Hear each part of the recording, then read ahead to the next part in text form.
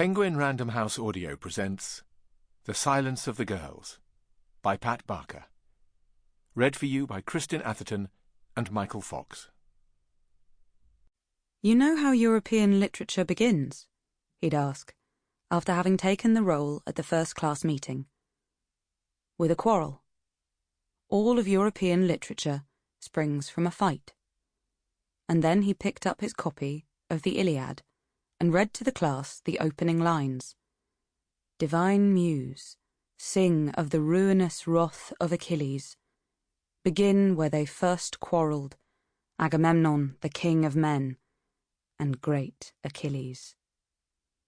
And what are they quarrelling about, these two violent, mighty souls?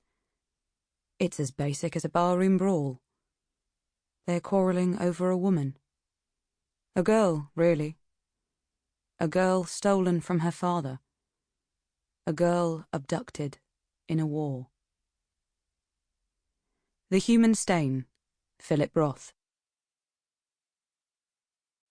Part 1. Chapter 1. Great Achilles. Brilliant Achilles. Shining Achilles. Godlike Achilles. How the epithets pile up. We never called him any of those things. We called him the Butcher. Swift-footed Achilles. Now there's an interesting one. More than anything else, more than brilliance, more than greatness, his speed defined him.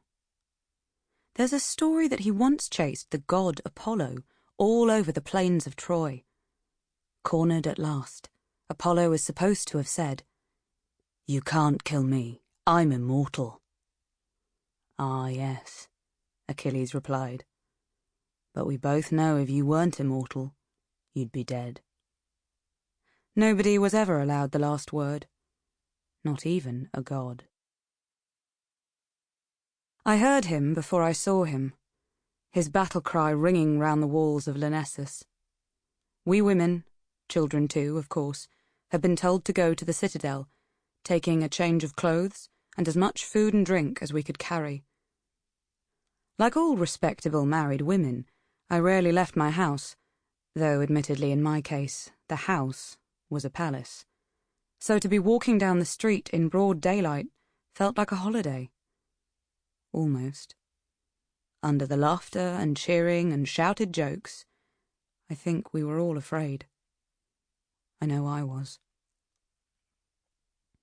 We all knew the men were being pushed back. The fighting that had once been on the beach and around the harbour was now directly under the gates. We could hear shouts, cries, the clash of swords on shields, and we knew what awaited us if the city fell. And yet the danger didn't feel real. Not to me at any rate, and I doubt if the others were any closer to grasping it. How was it possible for these high walls that had protected us all our lives to fall? Down all the narrow lanes of the city, small groups of women, carrying babies or holding children by the hand, were converging on the main square. Fierce sunlight, a scouring wind, and the citadel's black shadow reaching out to take us in. Blinded for a moment, I stumbled, moving from bright light into the dark. The common women and slaves were herded together into the basement, while members of royal and aristocratic families occupied the top floor. All the way up the twisting staircase we went, barely able to get a foothold on the narrow steps, round and round and round, until at last we came out, abruptly, into a big, bare room. Arrows of light from the slit windows lay at intervals across the floor, leaving the corners of the room in shadow. Slowly, we looked around, selecting places to sit and spread our belongings, and start trying to create some semblance of a home. At first it felt cool, but then, as the sun rose higher, it became hot and stuffy. Airless. Within a few hours, the smells of sweaty bodies, of milk, baby shit and menstrual blood had become almost unbearable. Babies and toddlers grew fretful in the heat.